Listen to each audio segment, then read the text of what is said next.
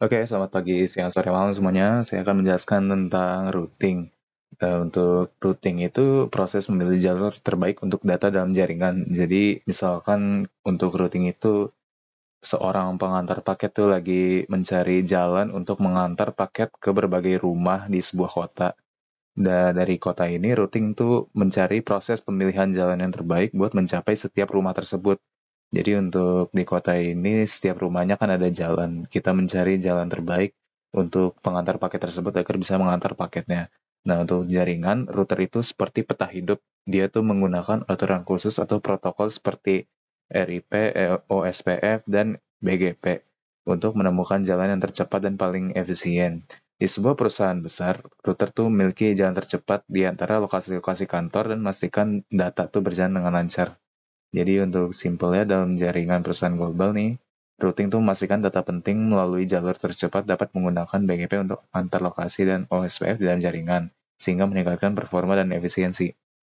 Lalu untuk selanjutnya adalah metric dan administrative distance.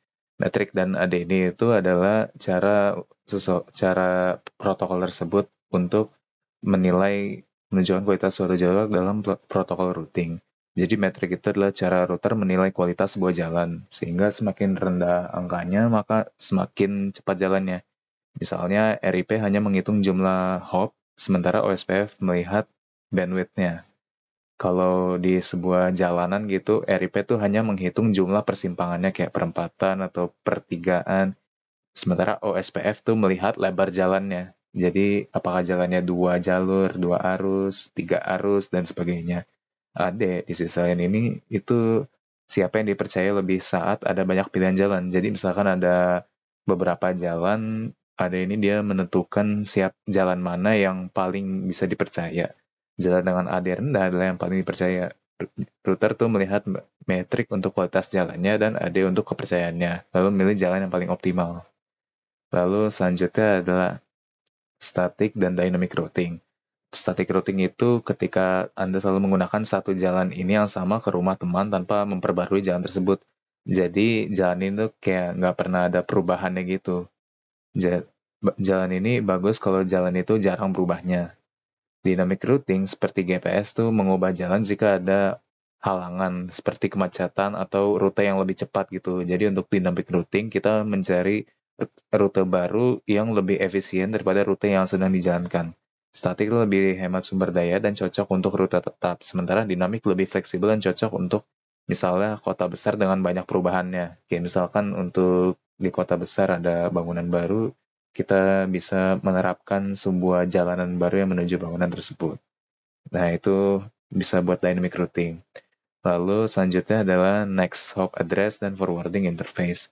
Untuk next hop address itu tuh alamat IP dari perangkat jaringan berikutnya harus dilewati paket data untuk mencapai tujuannya. Jadi misalkan aja seorang pengantar surat tuh berjalan dari rumah ke rumah untuk menghantar suratnya.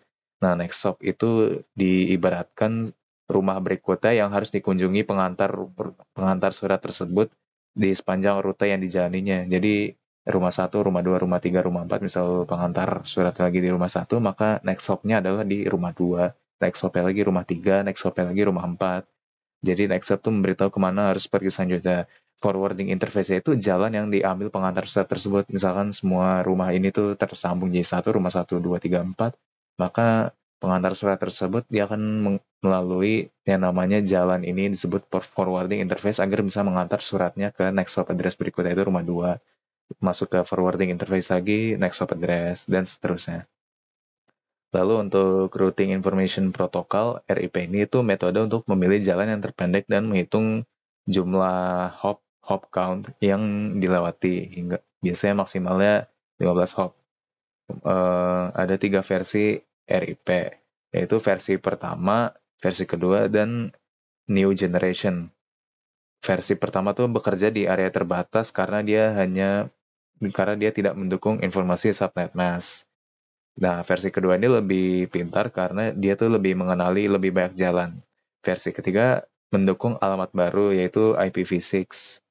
Nah, RIP tuh biasanya digunakan di jaringan kecil karena sederhana, namun kurang cocok untuk jaringan besar yang sering berubah. Sehingga RIP itu juga mirip dengan static routing, dia tuh jaringan kecil yang jarang berubah, sedangkan untuk non RIP ya yang lainnya gitu.